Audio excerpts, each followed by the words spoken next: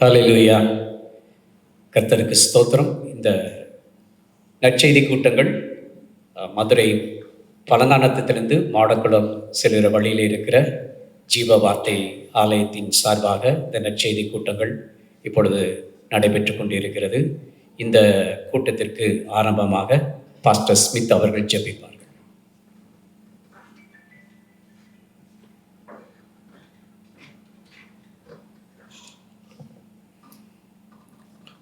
நாம் தலைகளை வணங்கி ஜெபம் செய்வோம். பரலோக பிதாவே, ஆண்டவராகிய இயேசுவின் நாமத்திலே உம்மிடத்தில் வருகிறோம். ஆண்டவரே, இந்த நாளுக்காக உமக்கு ஸ்தோத்திரம். இங்கே கூடி வர செய்த உங்களுடைய கிருபைக்காக உமக்கு ஸ்தோத்திரம். எத்தனையோ பேர் உண்மை அறியாத பின்னணியிலிருந்து வந்திருக்கிறார்கள். அவர்களிடத்தில் நீர் பேசும் ஆண்டவரே. பிதாவானவர் அவர்களை இயேசுவினிடத்தில் இழுத்து கொள்ளட்டும். அவர்கள் இயேசு அண்டை வரட்டும்.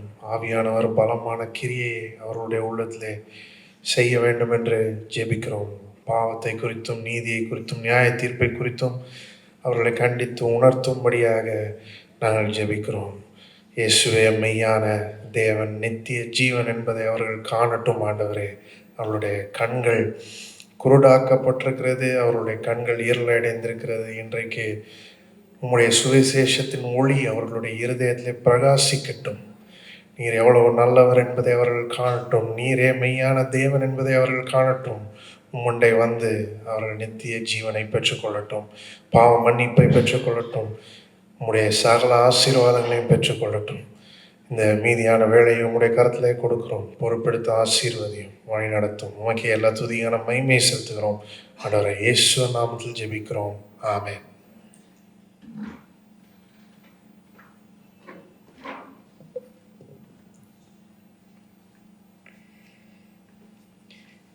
இயேசு சொன்னார்,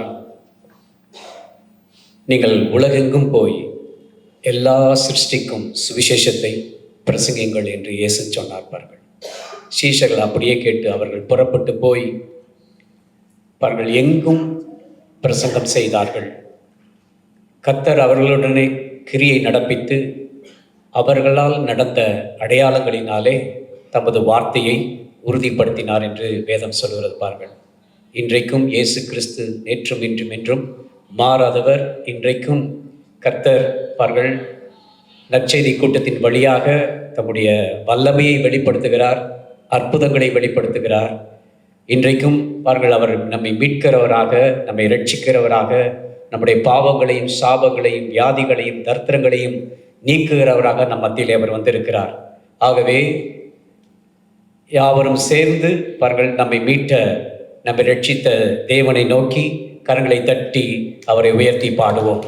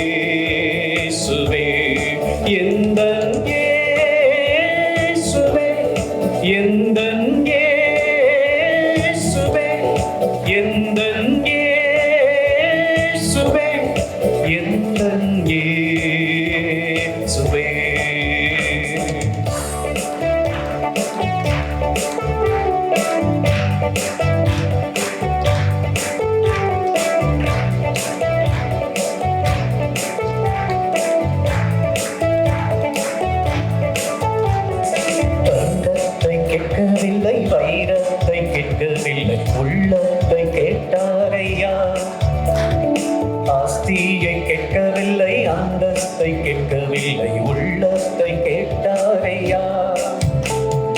தங்கத்தை கேட்கவில்லை, வைரத்தை கேட்கவில்லை, உள்ளத்தை கேட்டாரையா.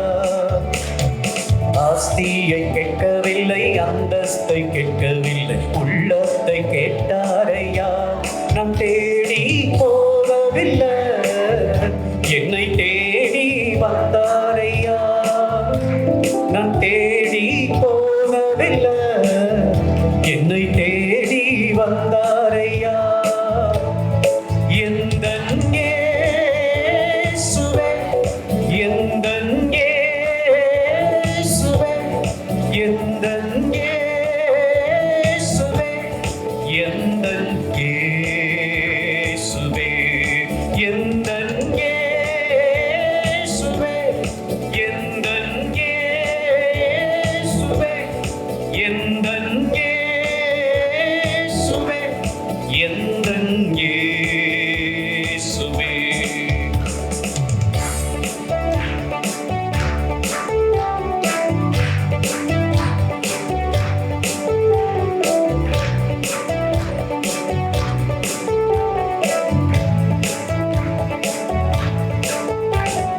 தாய் உன்னை மறந்தாலும், தந்தை உன்னை மறந்தாலும், அவர் உன்னை மறப்பதில்லை. நண்பர் உன்னை வெறுத்தாலும், உற்றார் உன்னை வெறுத்தாலும், அவர் உன்னை வெறுப்பதில்லை. தாய் உன்னை மறந்தாலும், தந்தை உன்னை மறந்தாலும், அவர் உன்னை மறப்பதில்லை. நண்பர் உன்னை வெறுத்தாலும், உற்றார் உன்னை வெறுத்தாலும், அவர் உன்னை வெறுப்பதில்லை. கரம் பிடித்து நடத்திடுவார், கண்மாலை மேல் நிறுத்திடுவார். கரம் பிடித்து நடத்திடுவார், கண்மாலை மேல் நிறுத்திடுவார். எந்தன் இயேசுவே, எந்தன் இயேசுவே, எந்தன் இயேசுவே, எந்தன் இயேசுவே, எந்தன் இயேசுவே, எந்தன் இயேசுவே, எந்தன் இயேசுவே, எந்தன் இயேசுவே.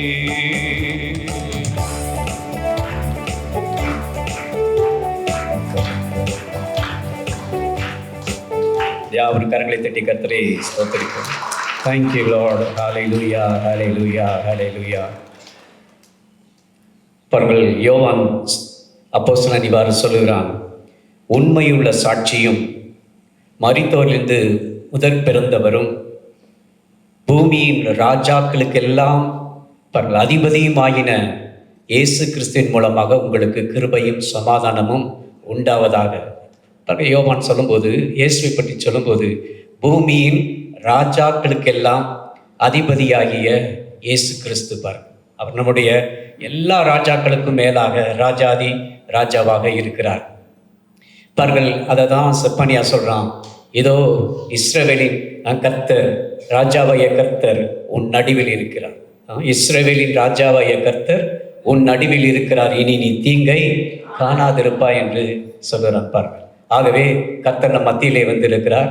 எங்கே 2-3 பேர் கூடியிருக்கிறார்களோ அவர்கள் மத்தியிலே நான் இருப்பேன் என்று கர்த்தர் வாக்கு பண்ணி இருக்கிறபடினாலே இன்றைக்கு நம் மத்தியிலே கர்த்தர் ராஜாதி ராஜாவாக, கர்த்தாதி கர்த்தராக நம் மத்தியிலே அவர் வந்திருக்கிறார். ஆகவே இந்த ராஜாவை நாம் யாவரும் கரங்களை தட்டி அவரை மகிமைப்படுத்தும்படிக்கு பாடுவோம்.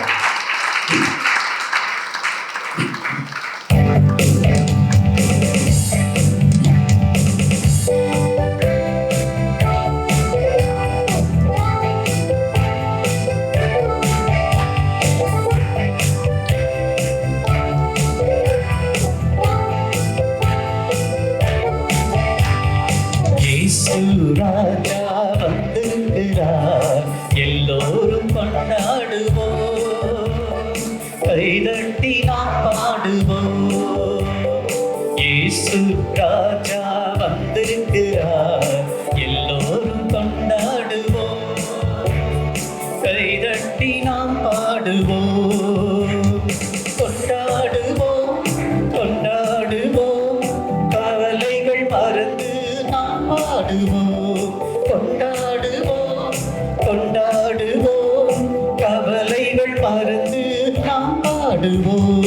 இயேசு ராஜா வந்திருக்கிறார், எல்லோரும் கொண்டாடுவோம், கைதட்டி நாம் பாடுவோம். கூப்பிடுவே பதில் கொடுப்பான், குறைகள் எல்லாம் நிறைவாக்குவார். கூப்பிடுவே பதில் கொடுப்பான், குறைகள் எல்லாம் நிறைவாக்குவார். உண்மையாக தேடுவோரின் உள்ளத்தில் வந்திடுவார், உண்மையாக தேடுவோரின் உள்ளத்தில் வந்திடுவார். கொண்டாடுவோம் கொண்டாடுவோம், கவலைகள் மறந்து நாம் பாடுவோம். கொண்டாடுவோம் கொண்டாடுவோம், கவலைகள் மறந்து நாம் பாடுவோம். இயேசு ராஜா வந்திருக்கிறார், எல்லோரும் கொண்டாடுவோம், கைதட்டி நாம் பாடுவோம்.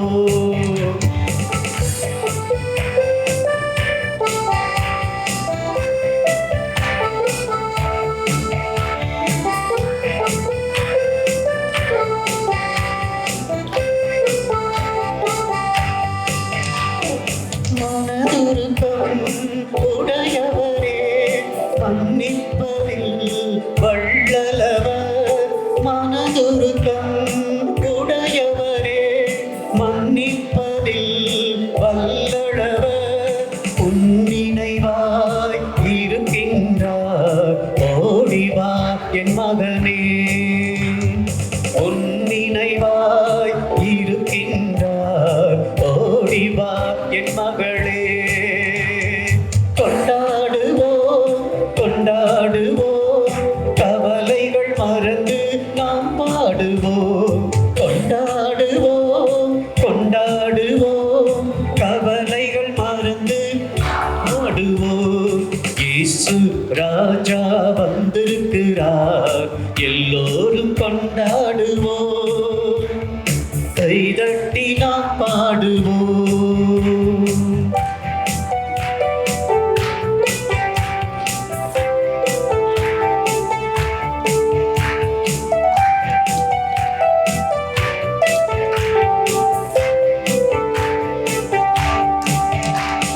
கண்ணீரெல்லாம் துடைத்திடுவார், கரம் பிடித்து நடத்திடுவார். உன் கண்ணீரெல்லாம் துடைத்திடுவார், கரம் பிடித்து நடத்திடுவார்.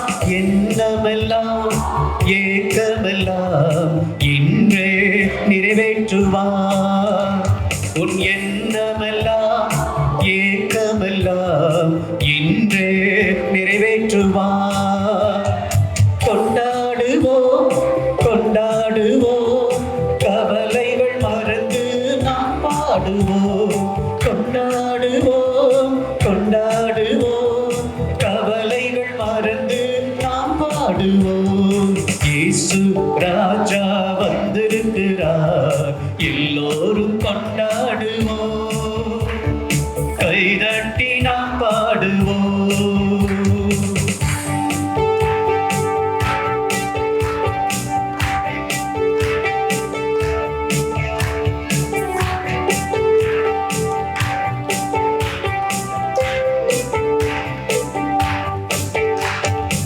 நோய்களெல்லாம் நீக்கிடுவார், நொடி பொழுதே சுகம் தருவார். உன் நோய்களெல்லாம் நீக்கிடுவார், நொடி பொழுதே சுகம் தருவார். பேய்களெல்லாம் நடுநடுக்கும் பெரியவர் திருமுன்னே. இந்த பேய்களெல்லாம் நடுநடுக்கும் பெரியவர் திருமுன்னே. கொண்டாடுவோம் கொண்டாடுவோம், கவலைகள் மறந்து நாம் பாடுவோம். கொண்டாடுவோம் கொண்டாடுவோம், கவலைகள் மறந்து நாம் பாடுவோம். இயேசு ராஜா வந்திருக்கிறார், எல்லோரும் கொண்டாடுவோம், கைதட்டி நாம் பாடுவோம். இயேசு இயேசு ராஜா வந்திருக்கிறார், எல்லோரும் கொண்டாடுவோம், கைதட்டி நாம் பாடுவோம். நாம் பாடுவது போல எல்லாரும் கைதட்டி கர்த்தரை கொண்டாடுவோம். ஹalleluya, ஹalleluya, ஹalleluya, ஹalleluya. அவர் நம் மத்தியிலே வந்து பாருங்கள், நம்மோடு கூட அது சந்தோஷப்பட்டு கொண்டு இருக்கிறார். இந்த வேளையிலே பாருங்கள், தேவன் செய்த அற்புதங்கள் ஏராளம் ஏராளம். அவர் இந்த உலகத்தில் இருந்தபோது மாத்திரமல்ல, பாருங்கள், இன்றைக்கும் இயேசு அற்புதங்களை செய்கிறவராக இருக்கிறார், அதிசயங்களை செய்கிறவராக இருக்கிறார், ஆச்சரியமான காரியங்களை நம்முடைய வாழ்க்கையிலே செய்கிற தேவனாக அவர் இருக்கிறார். பாருங்கள், சபையிலே அவர் செய்த அற்புதங்கள் ஏராளம். அதிலே பாருங்கள், இன்றைக்கு நம் மத்தியிலே பிரதர்ஸ் செல்வம் அவர்கள் இன்றைக்கு கர்த்தர் அவருடைய வாழ்க்கையில் செய்த அற்புதத்தை நம்மோடு கூட சாட்சியாக பகிர்ந்து கொள்வார்கள். என்னை சாட்சியாக கொண்டு வந்து நிறுத்தின என் தேவனுக்கு நான் மகிமையை செலுத்துகிறேன். இந்த நல்ல வேலையில் என்னுடைய பேர் செல்வம். நான் ஒரு இந்து குடும்பத்தில் பிறந்தேன். எங்கள் அப்பா பேர் மாயாண்டி, எங்கள் அம்மா பேர் ஒய்யாமல், என் சகோதரன் பேர் தெய்வம். இப்படிப்பட்ட ஒரு ஏழை குடும்பத்தில் தான் நான் பிறந்தேன். அதாவது மிஞ்சி போனால் 10க்கு 10 தான் எங்கள் வீடு. என் தாய்க்கும் தகப்பனுக்கும் அன்றாட வேலை பார்த்து தான் எங்களுக்கு சாப்பாடு கொடுத்தாங்க. சின்ன வயசுலேருந்து படிப்படியாக நாங்கள் வளர்ந்தோம். ஒரு குறிப்பிட்ட காலகட்டம் வரும்போது என் சகோதரன் கடுமையான படிப்பு தான் படித்தார். அவர் வேலை தேடி பெங்களூர் பக்கம் போயிட்டார். நான் குறிப்பிட்ட காலம் வரைக்கும் நான் கொஞ்சம் படிப்பு படித்ததுக்கப்புறம் என் தகப்பனார் என்ன செஞ்சார், என்னையை கூட்டிகிட்டு போய் பெங்களூரில் அண்ணன் கூட நீயே வேலை பார்ப்பா, எங்களுக்கு நீங்கள் 2 பேரும் சம்பாரித்து நம்ம குடும்பத்தை காப்பாற்றுங்க அப்படின்னு சொல்லி கொண்டு போய் விட்டார். நான் வேலைக்கு போகும்போது எனக்கு ஒரு நாளுடைய சம்பளம் வெறும் 10 ரூபா. இப்படிப்பட்ட வேலையில் தான் நான் போய் சேர்ந்தேன். படிப்படியாக நான் வேலையை கற்றுக்கிட்டேன். வேலையை கற்றுக்கிட்டும் போது எனக்கு நான் ரொம்ப ஷார்ப்பு மைனூட்டான ஒர்க்கு, அந்த ஒர்க்கு அதை நான் கற்றுக்கிட்டதுனால எனக்கு வந்து பீஸ் ஒர்க்கு தான், மாத சம்பளம்லாம் கிடையாது. ஒரு பீஸ் பண்ணி கொடுத்தா, ஒரு டிசைன் எக்ஸ்போஸ் பண்ணால் உனக்கு இவ்வளோ அப்படின்ற மாதிரி எனக்கு கொடுத்துருவாங்க. நான் என் சகோதரனும் சேர்ந்து பண்ணிக்கிட்டு இருந்தோம். என் சகோதரன் எனக்கு முன்னாடியே போய் 2 வருஷம் வேலை பார்த்தனால அவருக்கு தொழில் வேலையில் எக்ஸ்பீரியன்ஸ் அவர்கிட்ட நான் கற்றுக்கிட்டதுக்கப்புறம் அவருக்கு வந்து ஃபுல்லாக ரெஸ்ட் கொடுக்க ஆரம்பிச்சிட்டேன். நான் தொடர்ந்து இந்த வேலையில் எக்ஸ்போர்ட் ஆக ஆரம்பித்தேன். படிப்படியாக தொழிலை கற்றுக்கிட்டு எக்ஸ்போர்ட் ஆக ஆரம்பித்தேன். பல ஃபேக்ட்ரிகள் வந்து என்கிட்ட டிசைன் கொடுப்பாங்க, இந்த டிசைனை பிறகு நீ எக்ஸ்போஸ் பண்ணி கொண்டு வாங்க அப்படின்னு சொல்லி. அந்த டிசைன் தான் பட்டு புடவைக்கு பிரிண்ட் போடுற டிசைன். அதில் வந்து 8 கலர், 10 கலர், 12 கலர், 12 ஸ்க்ரீன் இருக்கும். 12 ஸ்க்ரீனும் ஒரு சின்ன ஃபிலிம் தான் கொடுப்பாங்க. அந்த ஃபிலிமை ஸ்டெப் பை ஸ்டெப்பாக அந்த ஒர்க்கு பண்ணும்போது ரொம்ப மைனூட்டு ஷார்ப்பான ஒர்க்கு. ரவும் பகலும் இப்படி உழைச்சி கஷ்டப்பட்டு வாழ்க்கையில் படிப்படியாக வளர்ந்தோம். வளரும்போது ஒரு காலகட்டத்தில் எனக்கு ஒரு ஆசை வந்துச்சு, நம்ம ஏன் இப்படி எல்லா கம்பெனிக்கு வேலை செய்யணும், எல்லா கம்பெனி செய்கிற பிஸ்னஸை நானும் செய்யலாமே அப்படின்ற ஒரு எனக்குள்ள ஒரு ஆலோசனை தோணுச்சு. சரி, ஒரு சீட்டை போட்டு அந்த பணத்தை எடுத்து சின்னதாக ஒரு ஃபேக்ட்ரி ஆரம்பித்தேன். அந்த ஃபேக்ட்ரி அதாவது வந்து இந்த தொழிலில் வந்து நுணுக்கமாக ஒரு சில காரியங்களை வந்து செஞ்சதுனால இந்த தொழில் வந்து எனக்கு ரொம்ப நல்லா கை கொடுத்துச்சு. ஒரு ஃபேக்ட்ரி அடுத்து இன்னொரு ஃபேக்ட்ரி ஆச்சு, இன்னொரு ஃபேக்ட்ரி அடுத்து இன்னொரு ஃபேக்ட்ரி ஆச்சு. நான் வேலை செஞ்ச பெரிய பெரிய ஃபேக்ட்ரி எல்லாம் ஒரு காலகட்டங்கள் வரும்போது டவுன் ஆயிடுச்சு, க்ளோஸ் பண்ண வேண்டிய சூழ்நிலை ஆச்சு. ஆனால் என் ஃபேக்ட்ரி வந்து கொடி கட்டி பறந்துச்சு ஒரு நேரத்தில் பெங்களூரில். அது அதிகபட்சம்னா ஃபேக்ட்ரிக்குள்ளேயே இருக்கிற சிட்டிக்குள்ளே இருக்கிற ஃபேக்ட்ரினா அது என் ஃபேக்ட்ரியாக தான் இருக்கும். சிட்டி மார்க்கெட்டுக்கு எனக்கும் என் ஃபேக்ட்ரிக்கு 3 கிலோமீட்டர் தான். என்னுடைய இடத்தோட ஓனர் வந்து அவர் கவுன்சிலர், அதனால் அவர் வந்து கொடுத்து நீங்கள் பண்ணுங்க அப்படின்ற மாதிரி கொடுத்துருந்தாரு. இப்படி படிப்படியாக வளர்ந்துக்கிட்ட வர காலத்தில் என் சகோதரனுக்கு திருமணம் ஆச்சு. அதுக்கப்புறம் குறிப்பிட்ட காலகட்டத்துக்கு அப்புறம் எனக்கு திருமணம் ஆச்சு. 2 பேரும் திருமணம் வாங்கி குடும்பமாக பிஸ்னஸை பண்ணிக்கிட்டு இருந்தோம். போய்கிட்டு இருக்க காலகட்டத்தில் என் மிஸ்ஸஸ்க்கும் என் சகோதர மிஸ்ஸஸ்க்கும் பிரச்சனைகள் வர ஆரம்பிச்சிச்சு. எனக்கும் சகோதரனுக்கு காய்மறையாக குறிப்பிட்ட காலங்கள் பிரச்சனைகள் போய்கிட்டு வந்துக்கிட்டே இருந்துச்சு. அப்படியே போய்கிட்டு இருந்த காலகட்டத்தில் ஒரு காலகட்டம் வரும்போது பிரச்சனைகள் பெருசாக ஆரம்பிச்சிச்சு. ஃபேக்ட்ரி மொத்தத்தையும் நான் வந்து மெயின்டைன் பண்ணுவேன். என் சகோதரர் என் வீட்டுக்கு பக்கத்தில் வந்து ஒரு அரசியல்வாதி இருந்தார். அவர் கூட ரொம்ப பழக்கப்பட்டதுனால அவர் கூடவே இவர் போவார். அவங்க வந்து எப்பவும் அவர் அரசியலில் இருக்கிறதுனால சட்டசபை விதான் சபைக்கு போகிறேன், அங்கே போகிறேன், இங்கே போகிறேன், எம்எல்ஏ பார்க்க போகிறேன், எம்பிஏ பார்க்க போகிறேன்னு அவர் கூடவே போயிடுவார். டோட்டல் பிஸ்னஸ்ஸு என் கடமை. நான் காலையில் 4 மணிக்கு எந்திரிப்பேன். அன்றைக்கான ப்ரொசீசர் பூராத்தையும் பண்ணுவேன். நான் படுக்கும்போது 12 மணிக்கு படுப்பேன், திருப்பி 4 மணிக்கு எந்திரிச்சிருவேன். இப்படி கடினமான உழைப்பு. கிட்டத்தட்ட 300 பேர் என்கிட்ட வேலை பார்ப்பாங்க. அந்த 300 பேரையும் மெயின்டைன் பண்ணணும், மார்க்கெட்டிங் பண்ணணும், ஆர்டர் வாங்கணும், பேமெண்ட் கலெக்ஷன் பண்ணணும், எல்லாருக்கும் பேமெண்ட் கொடுக்கணும். இப்படி எல்லா வகையிலையும் எனக்கு ரிஸ்க் அதிகமாக இருந்துச்சு. இப்படி ஒரு பிரச்சனையான காலகட்டத்தில் எனக்கு என் சகோதரனுக்கு பிரச்சனை பெருசாகிடுச்சு. அவர் பக்கத்தில் இருந்த எங்கள் வீட்டுக்கு பக்கத்தில் இருந்த அரசியல்வாதி என்ன செஞ்சார், எங்கள் அண்ணன் ரொம்ப டீப் க்ளோஸுன்றனால பிரச்சனை பெருசானோன்னா, இந்த ஃபேக்ட்ரி என்னதான் செல்வம் எல்லாமே டோட்டலாக என்னுடையதா, உடனே நாங்கள் வேலைக்கு தான் வச்சுருக்கோம், நீ வந்து வெளியேறு, இது எல்லாமே எங்களுக்குரியது, உங்கள் அண்ணனுக்கு நான் தான் கொடுத்துருக்கேன், எங்கள் அண்ணன் எல்லாமே எனக்குரியதா, நீ வேலைக்கு தான் வந்திருக்க, நீ வெளியேறு அப்படின்ற மாதிரி சொல்லும்போது அந்த அரசியல்வாதிக்கு எனக்கு பெரிய தகராறு ஆயிடுச்சு. நான் அப்போ சின்ன வயசில் ரொம்ப பல்ட்டாக இருப்பேன். அப்போ அந்த அரசியல்வாதியை கூப்பிட்டு சொன்னேன், உனக்கு தம்மு இருந்தால் இந்த ஃபேக்ட்ரியை நீ லாக் பண்ணிடு பார்ப்போம் அப்படின்னு சொல்லி. அப்படி பிரச்சனை போய்கிட்டு இருக்க காலத்தில் தரம் சிங் ஒரு சிஎம் இருந்தார். அந்த சிஎம் கீழே தான் இந்த அரசியல்வாதி வளர்ந்தவர். அவரை கூப்பிட்டா வாண்டா வருவார். அந்தளவுக்கு இவர் அரசியலில் ரொம்ப பெரிய லெவலில் இருந்தார். எம்எல்ஏ எம்பி சீட்டு யாருக்கு ஒதுக்குறாங்களோ அந்த கமிட்டி மெம்பரில் கூட இருந்தார். அந்தளவுக்கு ஒரு பெரிய ஆளாக இருந்ததுனால இவருக்கு எனக்கு பெருசாக பிரச்சனை ஆயிடுச்சு. அந்த ஏரியாவில் இருந்தவங்க பூராமே பார்க்குற அளவுக்கு இது படிப்படியாக தீயாக பரவ ஆரம்பிச்சிருச்சு எல்லா பக்கமும். இவருக்கு பிரச்சனைன்னு சொல்லி.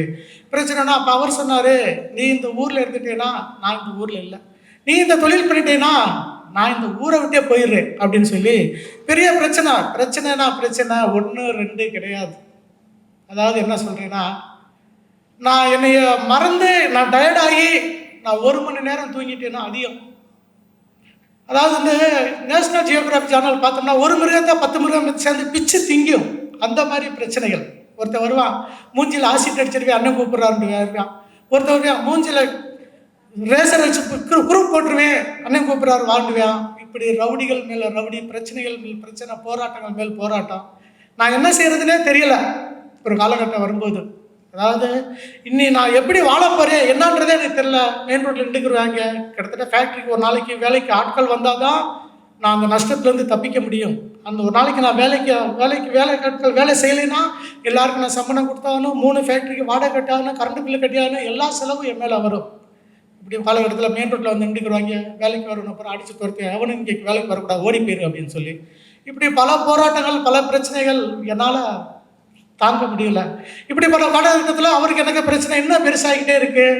லாஸ்ட்டில் என்ன செய்கிறாங்க, ஒரு 10 பேரை ரவுடிகளை ரேட் பண்ணி, செல்வம் எங்கே போகிறான் இங்கே வரான், அவனை தூக்கிட்டு வாங்க, அவனை அடிக்கணும், அவனை நொறுக்கணும், அவனை கொல்லணும் அப்படின்னு சொல்லி பிளான் பண்ணி நான் போகிற வர இடங்கள் பூராமே என்னை ஆட்கள் ஃபாலோ பண்ண ஆரம்பித்தாங்க.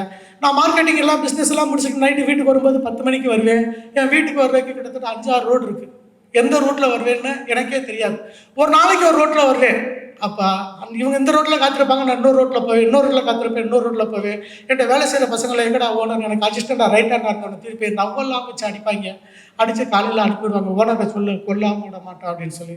இப்படி பல போராட்டங்கள், பிரச்சனைகள் மத்தியில் லாஸ்ட்டில் எங்கள் வீட்டுக்காரம்மா சொன்னாங்க, இங்கே வாங்க, பணம் சம்பாதிக்கிறது எங்கே வேணாலும் சம்பாதிச்சிடலாம், நீங்கள் உயிரோடு இருந்தால் மட்டும் போதும் அப்படின்னு சொல்லிட்டு பெங்களூர்லேருந்து கூட்டிகிட்டு நேரம் மதுரை கூட்டிகிட்டு வந்தாங்க. நானும் என் மனைவி பிள்ளைகளை கொண்டு வேற இருந்தது எல்லாத்தையும் இழந்துட்டு ஒன்றுமே இல்லை என் கையில். நடு ரோட்டில் இந்த மதுரையில் வந்து நின்றான். அப்போ தான் ஒரு சகோதரர் சொன்னான், அண்ணே என்ன பண்ணாலும் நீ கவலைப்படாத, இங்கே ஜீவ வார்த்தை ஆலயம் ஒன்று இருக்குது, அங்கே இந்த இயேசுவை பற்றி உங்களுக்கு சொல்லிக் கொடுக்குறாங்க, நீங்கள் வாங்க, அங்கே உங்களை கூட்டிகிட்டு போகிறேன், இந்த இயேசு உங்களை வாழ வைப்பார் அப்படின்னு சொன்னார். சரின்னு சொல்லி அவர் பேச்சை கேட்டு நேராக ஒரு நான் கிளம்பி வந்து, நான் ஜீவ வார்த்தை ஆலயம் எங்கே இருக்குன்னு எனக்கு தெரியாது. நேராக பைக்கில் 2 வீலரில் திருமங்கலத்துக்கு போயிட்டு ஜீவ வார்த்தை ஆலயத்தை தேடி. அப்போ அங்கே ஒருத்தர் சொன்னார், நீ திரும்பி போப்பா, சிக்னலில் மாடுக்குள்ள பக்கத்தில் ஒரு சர்ச் இருக்குது, அந்த சர்ச்சு அப்படின்னு சொல்லி சொன்னார். நான் வந்து எங்கள் பெரிய பாஸ்டரை பார்த்து ஜெபம் பண்ணேன்.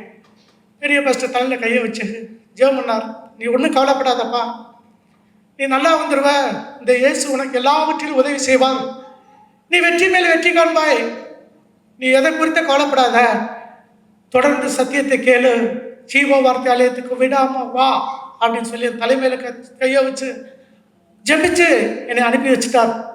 அதுக்கப்புறம் நான் தொடர்ந்து விடாம ஞாயிற்றுக்கிழமை எப்போ வருதுன்னு காத்துக்கிட்டு இருப்பேன். இந்த ஜீவ வார்த்தை ஆலயத்துக்கு போகணும், இந்த சத்தியங்களை நான் கேட்கணும் அப்படின்னு சொல்லி தொடர்ந்து வந்துக்கிட்டே இருந்தேன்.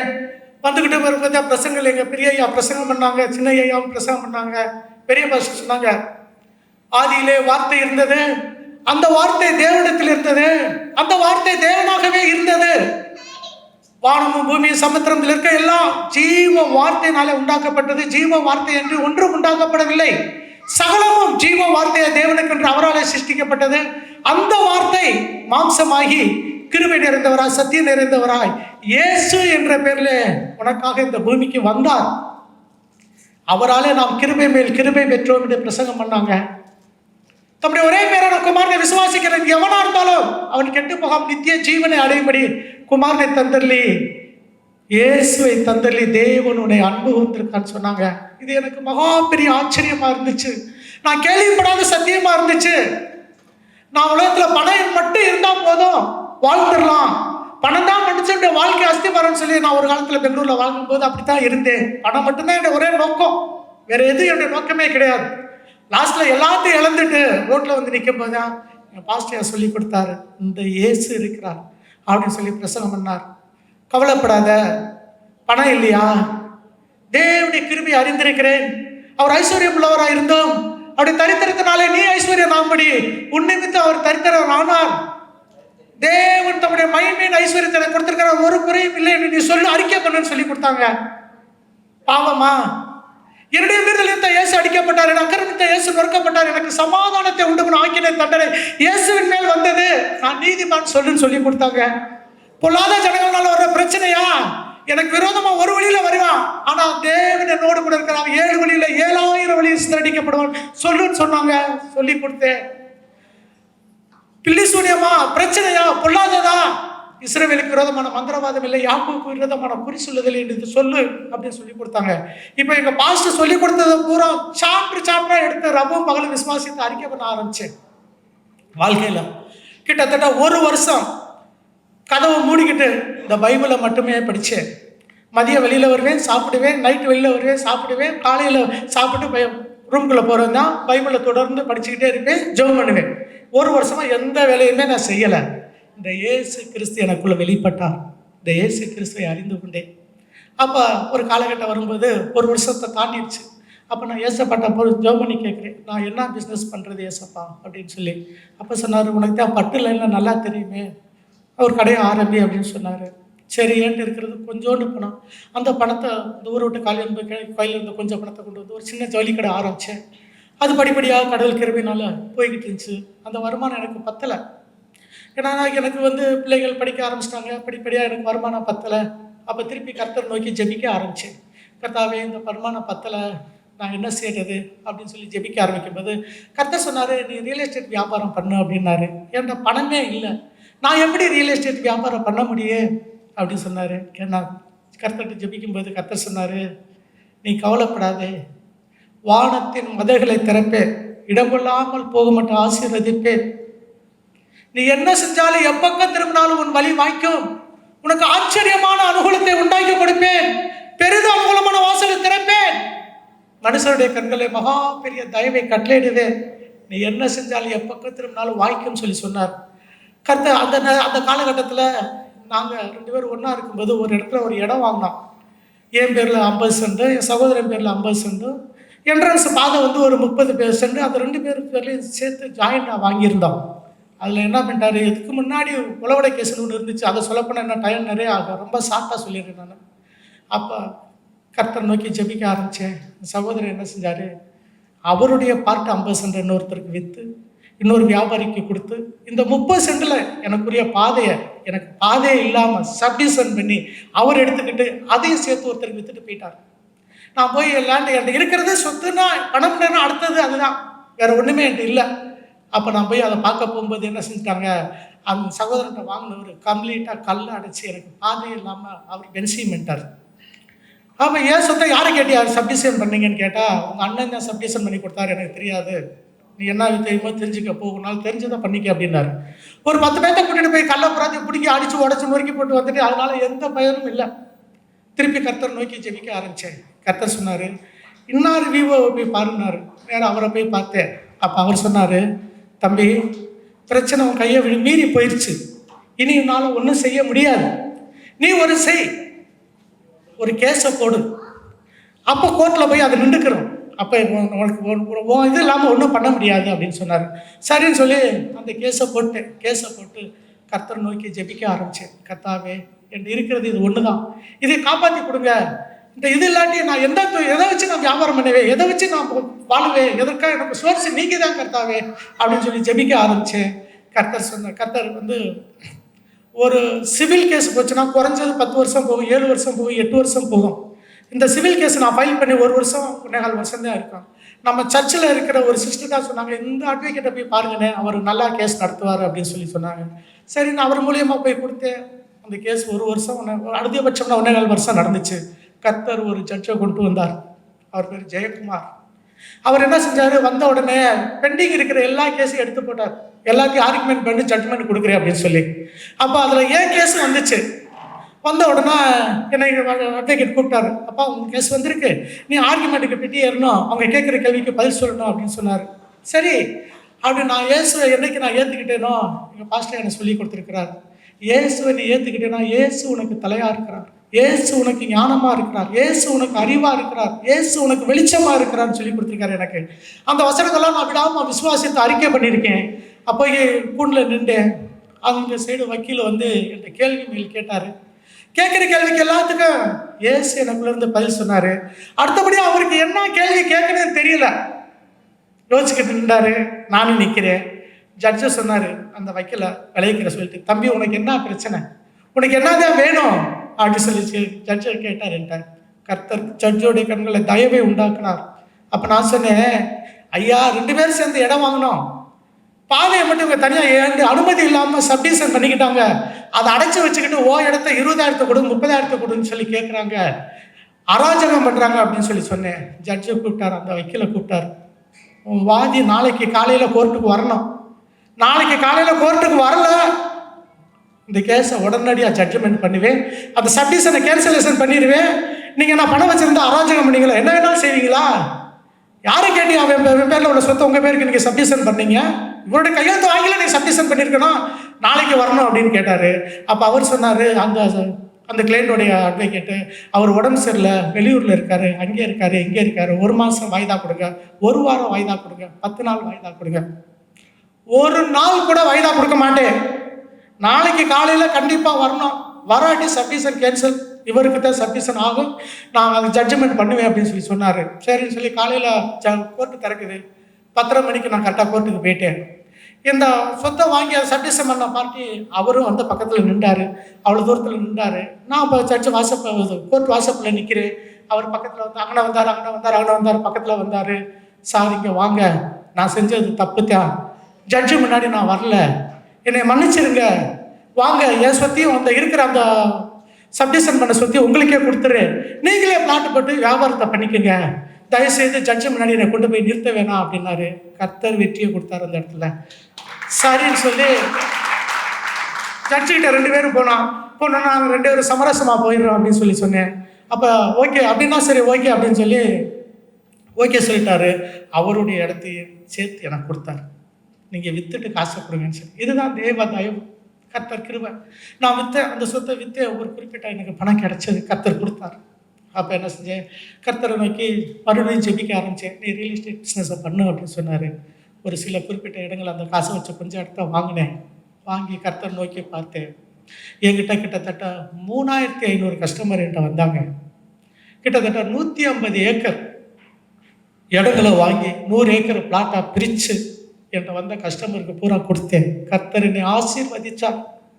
ஒரு காலத்தில் சாவரனுக்கு தண்ணி இல்லாமல் சாவரனுக்கு தண்ணி ஊற்றுனா எவ்வளோ ஆச்சரியமாக இருக்குமோ, ஒரு காலத்தில் கஷ்டப்பட்ட காலத்தில் பணத்துக்கு அவ்வளோ கஷ்டப்பட்டிருக்கேன் நான். ஆனால் கர்த்தர் தயவு என்னை கோடிகளை பார்க்க செஞ்சிச்சு, ஆச்சரியமான அனுகூலத்தை உண்டாக்கி கொடுத்தார். கஸ்டமர் என்கிட்ட வந்து நிறையா பிஸ்னஸ் பண்ணாங்க. கர்த்தர் கிருபையினால எனக்கு கோடின்றது ஒரு காலத்தில் சர்வசாதாரணமாக ஆயிடுச்சு. அந்தளவுக்கு என்னை ஆசீர்வதிச்சார் கர்த்தர், மிகவும் என்னை ஆசீர்வதிச்சார். இந்த வசனங்களை எல்லாம் நான் விடாமல் இரவு பகலும் எங்கள் பாஸ்டர் எனக்கு சொல்லி கொடுத்துருக்காங்க. வாழ்க்கையில் ஒரு பகுதி கூட வெற்றிடம் இல்லாத அளவுக்கு கர்த்தர் எல்லா பகுதிக்கும் எல்லா வசனத்தையும் எடுத்து எங்கள் பாஸ்டர் எங்களுக்கு போதிச்சிருக்காங்க. அதாவது வந்து என்ன சொல்றேன்னா, ஞாயிற்றுக்கிழமை என்ன சொல்றேன், எங்கே போனாலும் நான் இந்த சர்ச்சுக்கு வர்றதுக்காக நான் ஃப்ளைட்டை பிடிச்சி கூட வந்துடுவேன். 1 வாரம் கூட நான் தவற மாட்டேன், இந்த சத்தியத்தை பூரா கேட்கணுன்றிருக்காங்க. சரி, இந்த முடிஞ்சிச்சு. கர்த்தர் என்னை மிகவும் ஆசீர்வதிச்சார். 2 சின்ன சாட்சியை 1 நிமிஷத்தில் சொல்லி முடிச்சிடுறேன். நான் ஒவ்வொரு நாளும் ஜெபிக்க போகும்போதெல்லாம் கர்த்தர் என்கிட்ட உணர்த்துவார். இன்னாருக்கா பெங்களூர்லேருந்து அடித்து வரட்டாங்கல்ல, அந்த அரசியல்வாதிக்கே ஜெபிக்க சொல்லுவார். 1 மாதம் தொடர்ந்து நான் அதுக்காக ஜெபிச்சேன். ஒரு நாள் நைட்டில் ஃபோன் வந்துச்சு, அவருக்கு பிரெயின் டியூமர், செத்து போயிடுவார், நேரத்துக்கு பிழைக்க மாட்டார், நேரத்துக்கு டைம் கொடுத்தாங்க, நீ காலையில் வந்து சேர்ந்து எனக்கு ஃபோன் வந்துச்சு. நான் சொன்னேன், இல்லை அவர் சாக மாட்டார், பிழைப்பார். ஏசு எனக்கு என்ன சொல்கிறாரோ அது கீழ்ப்படி தான் என்னோட வேலை. அப்படியே ஜெபிச்சேன், அவர் பிழைச்சிக்கிட்டார். ஒரு நாள் நான் கட்டில் உட்காந்துருக்கும் போது எனக்குள்ள அங்கங்கே உடம்புல பூரா ரொம்ப வலிக்க ஆரம்பிச்சிச்சு. வலிக்க ஆரம்பித்த உடனே என்னை அறியாமலே ரொம்ப வலிக்க ஆரம்பிச்சிச்சு. என் ஆவி என்னை விட்டு படிப்படியாக குறைய ஆரம்பிச்சிச்சு. படிப்படியாக குறைச்சி கிட்டத்தட்ட என் இடுப்பு வரைக்கும் வந்துருச்சு. எனக்குள்ள புரியுது, நான் அதிகபட்சம்னா 2 நிமிஷமோ 3 நிமிஷமா செத்து போயிடுவேன், நான் உயிரோடு இருக்க மாட்டேன், ஆவி என்னை விட்டு வெளியே போகுதுன்றது எனக்கு நல்லா தெரியுது. கர்த்தரை ஒருத்தர் ஏற்றுக்கிட்டான்னா அவனுடனே கூட ஒரே ஆவியா இருக்கிறான்னு வேத வசனம் சொல்லுகிறது. கர்த்தருடைய ஆவி எனக்குள்ள இருந்து 2 வார்த்தை தான் ஜெபிச்சார். ஒரு மனுஷனுக்குள்ள கரண்ட் பாய்ச்சா எப்படி போகுமோ அதே மாதிரி இடுப்புல இருக்கிற என் இடுப்பு வரைக்கும் குறைச்ச ஆவி தலை வரைக்கும் 1 செகண்ட்ல பாய்ச்சிச்சு, கரண்ட் பாயிற மாதிரி. கர்த்தர் இன்னைக்கு வரைக்கும் என்னை உயிரோட வச்சிருக்கார், சாட்சியா வச்சிருக்கார். என்ன ஒன்று சொல்றேன்னா, 1 சென்ட் 4 லட்ச ரூபாய்னா 40 சென்ட் 1,64 லட்ச ரூபா, 1,60 லட்ச ரூபா. இது சரியான கணக்கு தெரியாம ஒரு சைவரை குறைச்சி போட்டு கணக்கு போட்டாக்க 40,000 × 40 1,16 லட்சம் தான் வரும். இந்த சீம வார்த்தை ஆலயத்தில் எங்க பாஸ்டர் இந்த சத்தியங்களை அவருக்கு கர்த்தருக்கு அர்ப்பணிச்சு ஆழமா தோண்டி எனக்கு கற்றுக் கொடுத்துருக்காங்க. இந்த சத்தியங்களை பூரா நான் கேட்டிருக்கிறேன். அதனால சொல்றேன், இங்க இயேசுவை பத்தி தெரியாதவங்க யாராவது ஒருத்தர் வந்திருந்தாங்களாலும் சரி, ஜீவ வார்த்தை ஆலயத்தை வாங்க. அவர் ஆழமா சத்தியங்களை அர்ப்பணிச்ச சத்தியங்களை தோண்டி எங்களுக்கு கொடுத்துருக்கார். இந்த சத்தியங்களை கேட்டா இந்த வாழ்க்கை வானளவாய் உயரும் சொல்லி இந்த வாய்ப்பை எனக்கு கொடுத்த என் பாஸ்டருக்கு மனமார்ந்த நன்றியை தெரிவித்துக் கொள்கிறேன். இங்க வந்து என் சாட்சியை கேட்ட உங்களுக்கு என் மனமார்ந்த நன்றியை தெரிவித்து, வருகிற ஒவ்வொருவரும் ஏதாவது ஒரு விதத்திலே ஆசீர்வாதத்தை அவர்கள் பெற்று செல்கிறார்கள். ஆகவே இங்கே புதிதாக வந்திருக்கிற உங்களையும் ஜீவ வார்த்தை ஆலயத்தின் சார்பாக அன்போடு சபைக்கு நாங்கள் வரவேற்கிறோம். நீங்களும் வந்து கர்த்தருடைய ஆராதனையிலே கலந்து கொண்டு அற்புதங்களையும் அடையாளங்களையும் பெற்றுக்கொண்டு செல்லும்படி உங்களை அன்போடு அழைக்கிறோம். இயேசு நல்லவர், பாட்டு பாடுங்கள் என்ற பாடலை பாடி நாம் கர்த்தரை மகிமைப்படுத்துவோம்.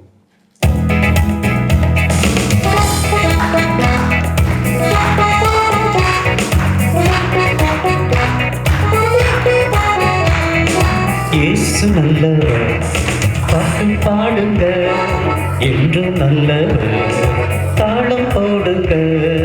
இயேசு நல்லவர், பாட்டு பாடுங்க என்று நல்லவர், தாளம் போடுங்க. ஆனந்த கீதங்கள் பாடிடுங்க, ஆண்டவர் அவரை உயர்த்திடுங்க.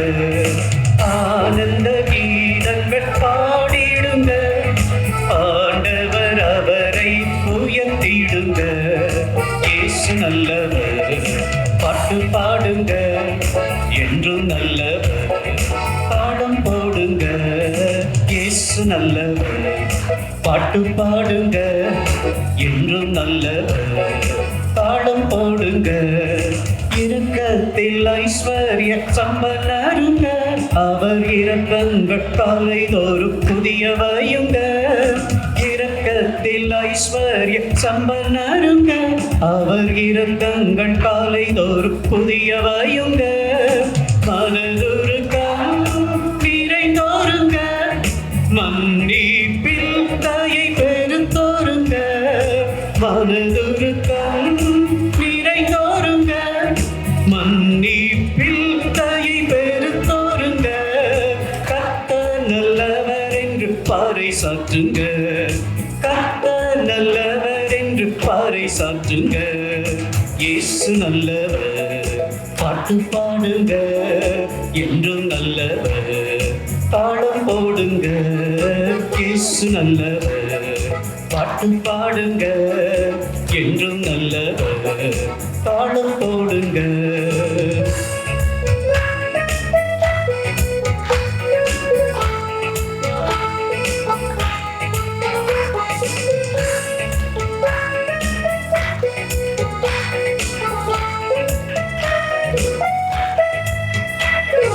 சாத்தானை சிலுவை மீது ஜெயித்தாருங்க, சாவின் கூற்றும் அவர் ஓடித்தாருங்க, சாத்தானை சிலுவை மீது ஜெயித்தாருங்க.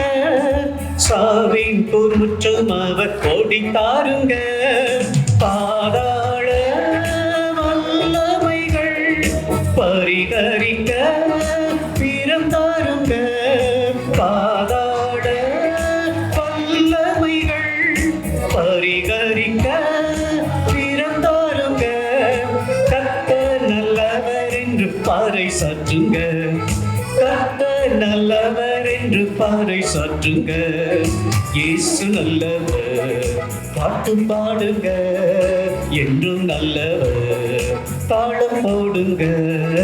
இயேசு நல்லவர், பாட்டு பாடுங்க, என்றும் நல்லவர், தாளம் போடுங்க.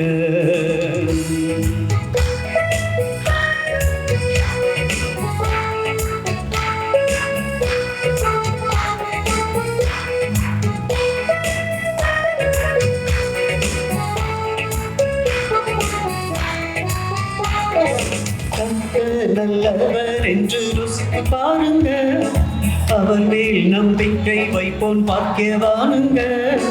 கர்த்தர் நல்லவர் என்று ருசித்து பாருங்க, அவர் மேல் நம்பிக்கை வைப்போன் பாக்கியவானுங்க. உலகெங்கும் சென்றிடுங்க, ஊரெங்கும் சொல்லிடுங்க.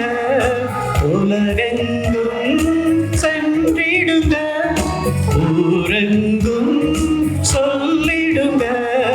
கர்த்தர் நல்லவர் என்று பாறை சாற்றுங்க, கர்த்தர் நல்லவர் என்று பாறை சாற்றுங்க. இயேசு நல்லவர், பாட்டு பாடுங்க, என்றும் நல்லவர், தாளம் போடுங்க. இயேசு நல்லவர், பாட்டு பாடுங்க, என்றும் நல்லவர், தாளம் போடுங்க. யாவரும் கரங்களை தட்டி கர்த்தரை ஸ்தோத்தரிப்போம். ஹல்லேலூயா, ஹல்லேலூயா. கர்த்தர் நல்லவர் என்பதை யோசித்து பாருங்கள். அவரிடத்திலே நம்பிக்கையா இருக்கிற மனுஷன் பாக்கியவான் என்று சொல்லப்பட்டிருக்கிறது பாருங்கள்.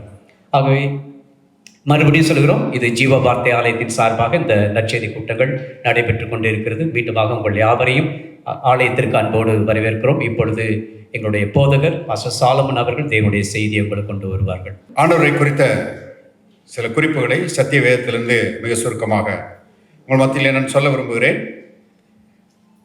சங்கீதத்தின் புஸ்தகம் 145வது அதிகாரம், சங்கீதம் 145 8, 9 ஆகிய வசனங்கள் விதமாக சொல்லுகிறது. கர்த்தர் இரக்கமும் மன உருக்கமும் நீடிய சாந்தமும் மிகுந்த கிருபையும் உள்ளவர். கர்த்தர் எல்லார் மேலும் தயவுள்ளவர். அவருடைய இரக்கங்கள் அவருடைய எல்லா கிரியைகளின் மேலும் உள்ளது. பாருங்கள், இங்கே சொல்லப்பட்டிருக்கிறது, கர்த்தர் இரக்கமும் மன உருக்கமும் நீடிய சாந்தமும் மிகுந்த கிருபையும் உள்ளவர். ஒரு வார்த்தையில் சொன்னா தேவன் அன்பாகவே இருக்கிறார். பாருங்க, கடவுள் எப்படிப்பட்டவரோ என்கிற ஒரு கேள்வி எல்லா மனிதர்களுக்குள்ளேயும் இருக்கிறது. பாருங்க, அது இல்லைன்னு யாரும் சொல்ல முடியாது. எல்லா மனிதர்களுக்குள்ளேயும் இருக்கிறது. கடவுள் கோபம் உள்ளவராக இருக்கிறாரோ, அடிச்சிருவாரோ, தண்டிச்சிருவாரோ, பாவத்து நிமித்தமாக தண்டிச்சு நரகத்துக்கு அனுப்பிடுவாரோ என்கிற கேள்விகள் எல்லாம் அநேகருக்குள்ளே புதைந்து கிடக்கிறது. ஆனால் பாருங்க, கடவுள் தண்டிக்கிறவர் அல்ல, கடவுள் மன்னிக்கிறவர். அவர் இரக்கம் உள்ளவர், தயவுள்ளவர், அன்பு நிறைந்தவர், நல்லவர் என்று அவரை குறித்து நாம் பார்க்கிறோம். பாருங்க, அவர் பயப்படத்தக்கவர் அல்ல, அவர் பாசத்துக்குரியவராய் இருக்கிறார். அவருடைய பெயர் இயேசு. பாருங்க, ஆகவே அருமையானவர்களே, கடவுள் இரக்கமுள்ளவராய், கிருபை நிறைந்தவராய், அன்புள்ளவராய், மன்னிக்கிறவராய் அவர் இருக்கிறார் என்று வேதம் சொல்கிறது. அப்ப சிலர் கேட்பாங்க, தீமைகள் எங்கிருந்து ஏன் வருது? நன்மையும் கடவுள் தானே செய்யறாரு, தீமையும் கடவுள் தானே செய்யறாரு அப்படின்னு சொல்லி இன்னைக்கு மக்கள் பொதுவாக யோசிக்கிறாங்க.